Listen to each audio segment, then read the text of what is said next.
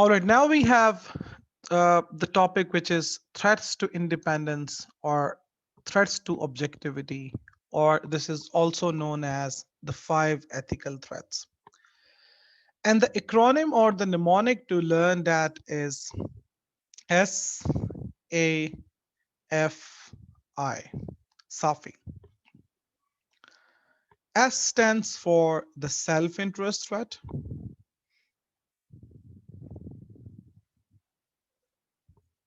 Another stands for self-review threat.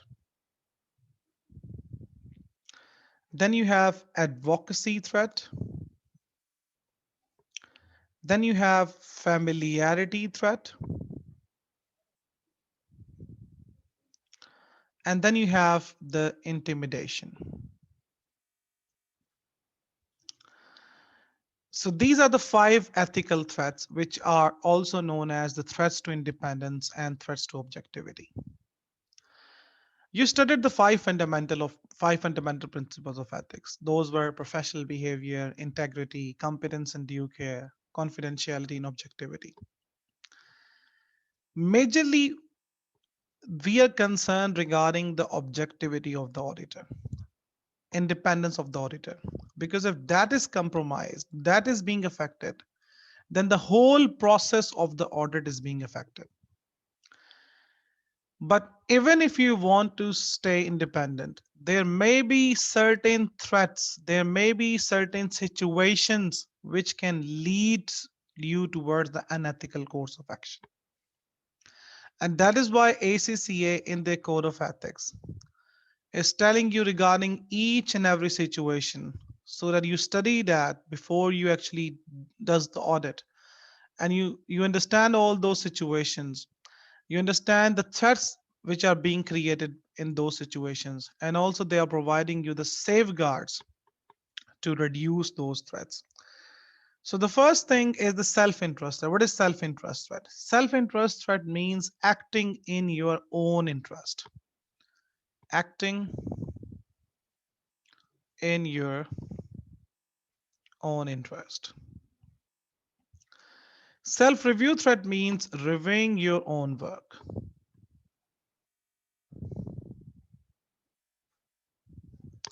Advocacy means representing the client, taking the position of the client.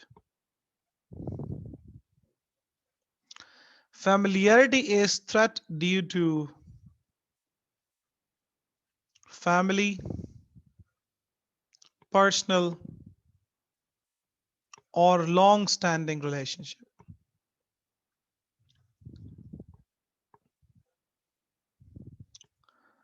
And intimidation is where the firm or the auditor is being threatened or pressurized by the audit client.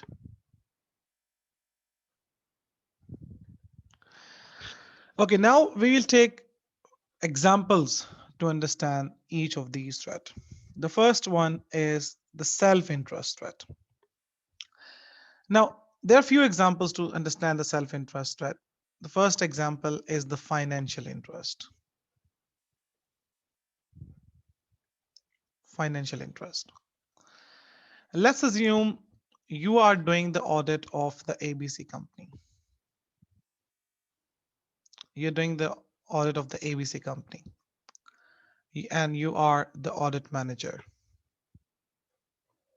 You are the audit manager and doing the audit of the ABC company. And you have some shares in the ABC company which are being transferred to you from the family in inheritance.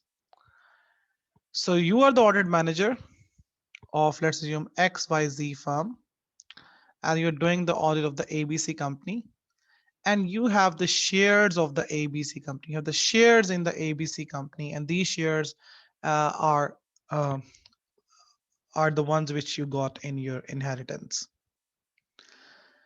Now, when you're doing the audit of the ABC company, let's assume you saw something irregular, irregularity. And I told you when we talk about the errors and frauds, we name it as irregularity, mostly the frauds. You saw that the financial statements are manipulated. And when we say manipulated, that means the assets are overstated, the liabilities are understated, the expenses are understated, and the profits are overstated. And you saw the manipulation, that the financial statements are manipulated. And now, if you tell this thing to the management to fix that, like not to overstate the asset, not to understate the liabilities, and record the expenses, and all those things. If they adjust all those things in the financial statements, the financials will not be that much attractive. Now they have shown a profit, and when they do those adjustments, the profit will be reduced significantly because they have overstated it. Or, for example, it may be converted into loss because they have manipulated it. And when these figures will be published in the market, these weak figures will be published in the market, the share price of the company will get down. And because you are having these shares as well, you are having these shares as well, you will have the capital loss. So what you do in order to avoid the capital losses, you just ignore all these manipulation, and then you say everything is fine, the financial statements are true and fair. Now this step is the self-interest. What you have done is in the self-interest threat, financial interest. You are having a financial interest in the client, and due to that your objectivity was compromised. This is known as the self-interest threat, acting in your own interest. Let me give you another example. The other example is high percentage of fee. Let's assume there is a client, ABC company, and it's a big company, and fortunately you have the audit of that company. You're getting a very high audit fee, which constitute a very high percentage of your total audit fee, like the total earnings. You never want to lose this client, because if this client is lost, if they switch to another audit firm, then you will be losing a significant amount of revenue which is coming from this client. So what you do, you want to keep them satisfied by any means. You are not that much skeptical. You are asking very less questions.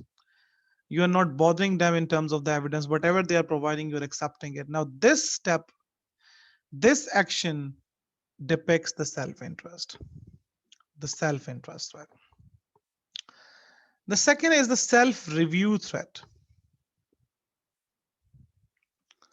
Reviewing your own work. For example, the client says, prepare the financial statement and then audit it as well.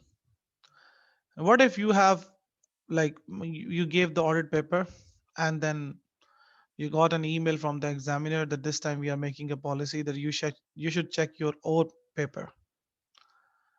Now what is going to be the result? Everyone is going to be passed. For the first time in the history, the FED paper will be getting 100% result, because no one will be pointing out their own mistake. Self-review threat means reviewing your own work. So if the auditor is preparing the financial statement and then auditing it themselves, that simply means they won't be pointing out their own errors, but they have done in preparing the financial statements. Similarly, the tax calculation, they have done the tax calculation and they are doing the audit of those tax calculation themselves. This is the self-review, that the objectivity of the firm may be compromised. Then we have the advocacy. Advocacy simply means taking the position of the client or representing them. For example, your client needs a loan. All of these examples which I am giving is from the ACCA Code of Ethics. All of these examples, like I gave you the example of the financial interest, high percentage of fee, preparing financial statements, doing tax calculation. This is not what I am actually making up. This is from the ACCA Code of Ethics, so you have to concentrate. Advocacy simply means when you are taking the position of the client, you are representing them unusually. For example, they need a loan from the bank and they ask you, can you prepare us a forecast which is being then presented to the bank for taking the loans? Can you represent us in front of the bank so that they provide us the loan? Can you represent us in front of the potential investors? For example, if the client is having a tax dispute, they are asking you to represent them in front of the taxation authority. So that is known as the advocacy threat. Advocacy is not a wrong thing.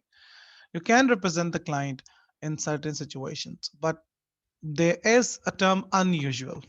Like if you are representing them unusually, then you may be promoting their position unusually. For example, if they ask you to deal with the potential investors, to show them the sugar coated stuff so that they start investing in our companies, so you may be promoting their unusual position. That is what is unethical.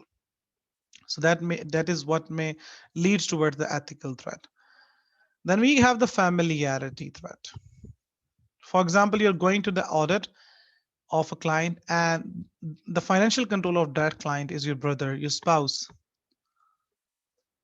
So you will be having a familiarity with them, and due to familiarity you may not speak about certain things. So your objectivity may be compromised with the familiarity, by having the familiarity. So similarly, accepting the significant gifts and hospitality, again that represents the familiarity threat. Or for example, you're having a long-standing relationship with the client. For example, you're doing the audit of the same client for years. So in those years, your familiarity may be established with the accounting and finance team, with the financial controller, with the finance director. You may be too lenient towards them due to the familiarity. You may not speak for many things due to familiarity. And the last thing is the intimidation. The last thing is the intimidation.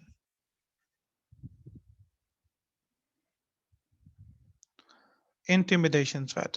Intimidation threat means when the client is pressurizing or threatening the audit firm. Now, what are those situations? Let's take the example from the ACCA Code of Ethics, such as the overdue fee. Like, for example, you're doing the audit of the current year and some fee is remaining from the previous years. And they are saying to you, if you are not going to perform the audit according to us, we are not going to pay you the previous fee. This is intimidation. This is this is intimidation. They are threatening you against the due balances. Or for example, they are asking you, they're saying to you, if you have not done the audit according to us, we will be giving the audit to another firm. Now, this is intimidation. They're trying to pressurize the audit firm. So for every situation, ACCA code has provided certain safeguards. So we'll be studying each and every situation, such as financial interest, close business relationship, high percentage of fee, gifts and hospitality, preparing financial records, doing tax calculations, representing client in front of the investors, overdue fee. These are the examples which I've given you from the ACCA Code of Ethics. And in the next lecture, we will be looking at each and every situation in detail. We will be studying the safeguards which have been provided by the ACCA Code of Ethics. So when it comes to the question, uh, exam question, that is going to be too easy for you once you have understood these points properly. For example, the examiner will be saying in the objective test case questions that the client is asking you to represent them in front of the potential investor. Which threat does it constitute? Sometimes this level question. So all you need to do is to understand the ethical threats, understand the fundamental principles, and then the relevant safeguards. Did you get it?